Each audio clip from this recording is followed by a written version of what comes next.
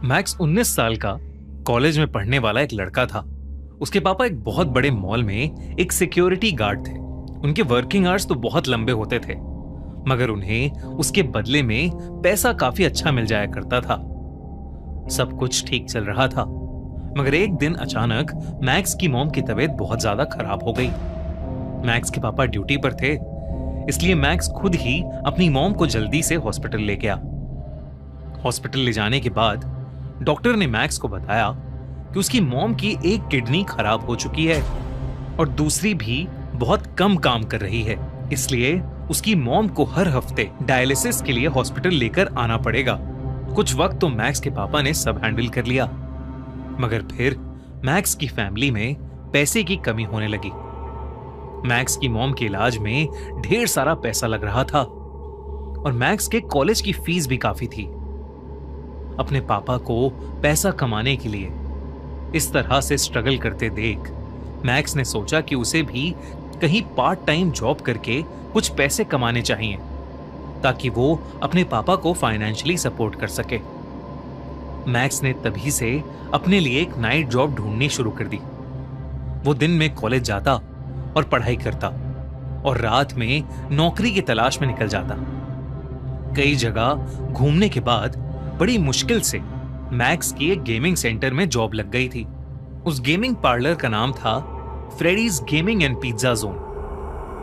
उसे वहां night guard और क्लीनर की नौकरी मिली थी। वो गेमिंग जोन शहर के बॉर्डर एरिया पर पड़ता था, यानी कि रेजिडेंशियल एरिया से लगभग 4 किलोमीटर दूर। मैक्स ये ऑफर पाकर बहुत खुश हो गया था। उसे कुछ ही घंटों की ड्यूटी के बदले अच्छी सैलरी मिल रही थी। उसने वो ऑफर तुरंत एक्सेप्ट कर लिया। अगले दिन अपना कॉलेज खत्म करके वो अपनी पहली जॉब की पहली रात के लिए उस गेमिंग पार्लर पहुंचा। मैक्स वहां जल्दी पहुंच गया था, तो वो पूरे पार्लर को एक्सप्लोर करने लगा। गेमिंग पार्लर के मैनेजर को एक इंपॉर्टेंट काम आ गया था, तो उसने मैक्स को कुछ इंस्ट्रक्शंस दिए और वो वहां से चला गया। मैक्स खुद भी गेमिंग में बहुत इंटरेस्टेड था, इसलिए उसे जैसे ही थोड़ा टाइम मिला वो वहीं गेम खेलने बैठ गया। मैक्स ने फ्रेडीज के गेमिंग एरिया की पावर ऑन करने की कोशिश की, मगर लाइट्स जली ही नहीं। फिर उसने सोचा कि शायद मेन स्विच ऑफ है, तो वो बेसमेंट में मास्टर स्विच ढूंढने चला गया। उस बेसमेंट में ढेर सारे पुतले पड़े हुए थे। वो सब बिल्कुल रोबोट्स जैसे लग रहे थे, बस उनका भेस किसी एनिमेटेड कैरेक्टर जैसा था, जैसे कि वो सारे पुतले बहुत बड़े आकार के रंग बिरंगे खिलौने हों। मैक्स उन्हीं के बीच पावर स्विच ढूंढने लगा। इतने में अचानक से मैक्स के पीछे खड़े पुतले का सर हिला। ऐसा लग रहा था जैसे वो पुतला मैक्स को ही देख रहा है। मैक्स को लगा कि शायद ये उसका वहम है, इसलिए वो फिर से मेन स्विच ढूंढने लगा। पर तभी मैक्स को ऐसा लगा जैसे वो पुतले धीरे धीरे उसके पास आ रहे हैं।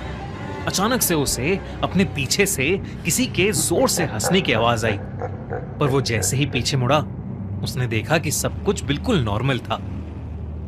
कुछ ही देर में मैक्स को पावर स्विच मिल गया और उसे जलाते ही पूरे गेमिंग जोन की लाइट्स ऑन हो गई। मैक्स वापस से ऊपर चला गया और कुछ गेम्स खेलने की कोशिश करने लगा, लेकिन उस गेमिंग पार्लर की कोई भी गेम ठीक से चल ही नहीं रही थी। तभी उनमें से एक गेम का अलार्म बहुत जोर से बजने लगा। मैक्स ने उस अलार्म को बंद किया और देखा कि स्क्रीन पर प्ले नाउ का ऑप्शन आ रहा है। मैक्स खुश हो गया क्योंकि उसे एक लौती ऐसी गेम मिल गई थी जो चल रही थी। मैक्स ने वो गेम खेलना शुरू कर दिया। उस गेम के कुछ रूल्स थे जिनमें लिखा था कि प्लेयर को वो गेम 5 दिन के अंदर अंदर खत्म करनी होगी, वरना वो भी एक पुतला बन जाएगा। मैक्स ने वो सब सीरियसली नहीं लिया और अपनी मर्जी से कुछ भी ऊटपटांग खेलने लगा। खेलते खेलते अचानक मैक्स को याद आया कि उसकी शिफ्ट में बस 2 घंटे ही बचे थे और उसने अभी तक मैनेजर का दिया हुआ काम नहीं किया था। मैक्स ने जल्दी से उस गेम को बीच में ही बंद कर दिया और अपने काम में लग गया। उसने मैनेजर के वापस आने से पहले जल्दी जल्दी सारा काम खत्म किया और उसके बाद वो अपने घर चला गया। 4 दिन तक यही चलता रहा। मैक्स घंटों तक वो गेम खेलता और फिर काम जल्दी से निपटा के निकल जाता। 5वें दिन मैक्स को अपने मैनेजर से बहुत डांट पड़ी, क्योंकि उन्होंने सीसीटीवी में देख लिया था कि मैक्स तो दरअसल गेम खेल रहा था। इस डांट के बाद मैक्स ने डिसाइड किया कि वो बस अब अपना काम ही करेगा। अगली रात फिर मैनेजर मैक्स के भरोसे उस गेमिंग जोन को छोड़कर बाहर निकल गया। ड्यूटी के दौरान मैक्स गेमिंग जोन की सफाई कर रहा था। सफाई करते करते जब वो बेसमेंट की ओर गया तो उसने देखा कि बेसमेंट का दरवाजा उसके सामने अपने आप खुल गया।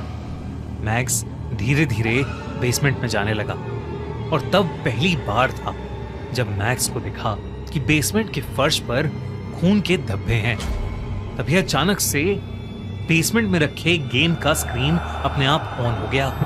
वो वही गेम था जो मैक्स पिछली 4 रातों से खेल रहा था।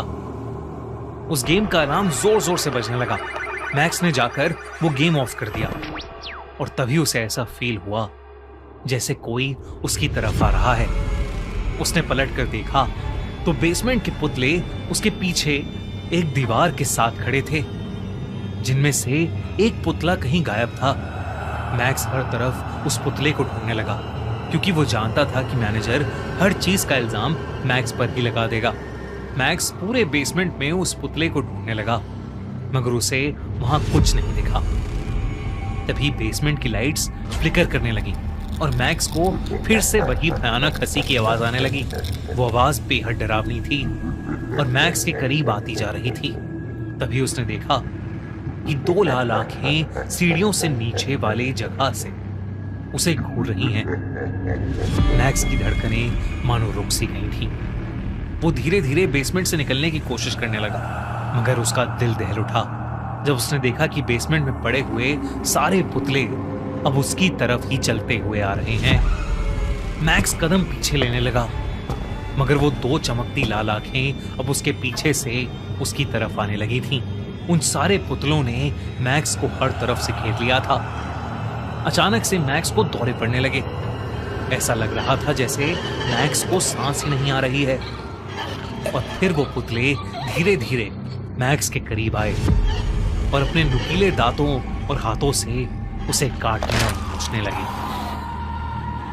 पूरी रात भर मैक्स की चीखें फ्रेडीज गेमिंग पार्लर में गूंजती रहीं, मगर कोई उसकी मदद के लिए नहीं आया।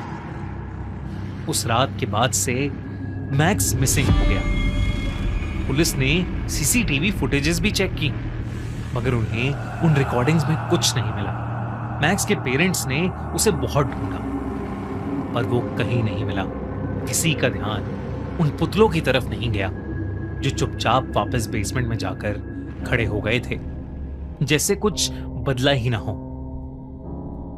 पर एक चीज जरूर बदली थी। उन पुतलों में अब एक पुतला और ऐड हो गया था, जिसके बारे में शायद ही कोई कभी जान पाएगा। दोस्तों, अगर आपको Five Nights at Freddy's horror game से इंस्पायर्ड हमारी ये कहानी अच्छी लगी तो हमारे चैनल खूनी मंडे को अभी सब्सक्राइब करो और देखो हर हफ्ते एक दिल दहला देने वाली हॉरर स्टोरी।